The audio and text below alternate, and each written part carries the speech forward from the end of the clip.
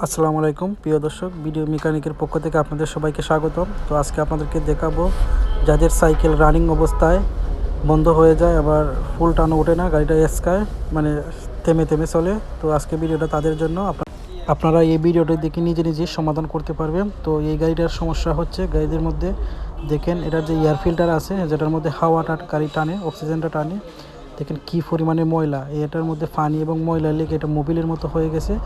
গাড়ি যদি রানিং অবস্থায় সম্পূর্ণ হাওয়া এটার মধ্যে দিয়ে না টানতে পারে, তো গাড়িটা কিন্তু ফুল টানে উঠলে গাড়িটা যাবে এবং গাড়িটা স্লো থাকবে না, গাড়িটা অটোমেটিক বন্ধ হয়ে যাবে।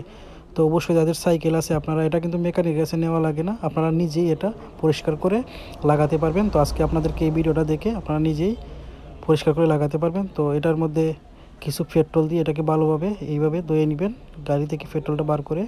তো দেখতে পাচ্ছেন এটাকে পরিষ্কার করা হচ্ছে। আসলে পেট্রোল দিয়ে যদি আপনি পরিষ্কার করেন তাহলে এটা ভালোভাবে পরিষ্কার হয়ে যায় এবং জলদি শুকিয়ে যায়। তো দেখতে পাচ্ছেন এটা খুব ভালো করে পরিষ্কার করা হচ্ছে। দেখেন এটা কী পরিমাণ এটার থেকে ময়লা বের হচ্ছে।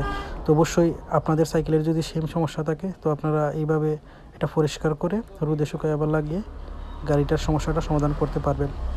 তো আশা করছি এই ভিডিওটা দেখে আপনারা এয়ার ফিল্টার কীভাবে খুলতে হয় পালসার বা যে কোনো সাইকেলের আপনারা এই সমস্যাটা সমাধান করতে পারবেন। তো দেখতে পাচ্ছেন এটা এয়ার ফিল্টারের ভিতরটাও পরিষ্কার করা হচ্ছে, কারণ এখানে প্রচুর পরিমাণ ধুলা লেগে থাকে। আর মূলত হচ্ছে আপনার গাড়িটা যদি আপনি রানিং করান তাহলে প্রতি মাসে একবার করে হলে এয়ার ফিল্টারটা পরিষ্কার করা প্রয়োজন পড়ে। তো অনেকেই দেখা যায় যে এটা আলসামির কারণে এটা পরিষ্কার করে না, যার কারণে এই সমস্যাটা বারবার হয়ে থাকে। গাড়িটা স্লো অবস্থায় বন্ধ হয়ে যায়, গাড়িটা স্লো থাকে না, তেলটা বেশি খায় এই কারণে। তো অবশ্যই এয়ার ফিল্টারটা পরিষ্কার রাখবেন সবসময়। আর এটা কিন্তু আপনারা নিজেই করতে পারবেন বাড়িতে বসে, যে কোনো সময় এটা এয়ার ফিল্টারটা পরিষ্কার করতে পারবেন। অনেক সময় দেখা যায় এয়ার ফিল্টারটা যদি জাম হয়ে থাকে তাহলে সকালবেলা স্টার্ট নিতে অনেক কষ্ট হয়, কারণ গাড়িটা স্টার্ট নিতে চায় না এবং গাড়িটা প্রচুর পরিমাণ তেল খায়। কারণ যেদিকে গাড়িটার হাওয়া টানে বা অক্সিজেনটা টানে, যদি অক্সিজেন ঠিক মতো না পায় তাহলে গাড়িটা কিন্তু এই ধরনের সমস্যাটা লেগেই থাকে। তো দেখতে পাচ্ছেন গাড়িটা এখন স্টার্ট দেওয়া